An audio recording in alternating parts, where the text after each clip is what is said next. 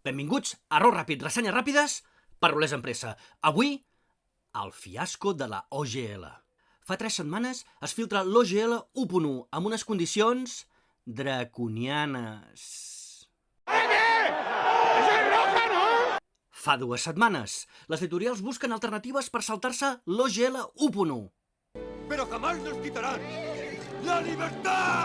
També fa 2 setmanes, però una mica més tard, surt la OGL 1.2 amb unes condicions més acceptables, amb una mitja disculpa de Wizards i una enquesta per dir-los què en pensem.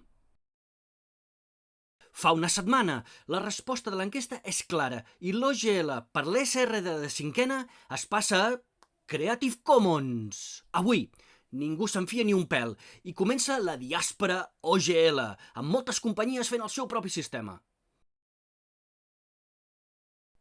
Avui també, Wizards prepara One D&D i D&D Beyond per seguir amb el seu pla de monetitzar la marca. Veurem què passa. Fins aquí la ressenya.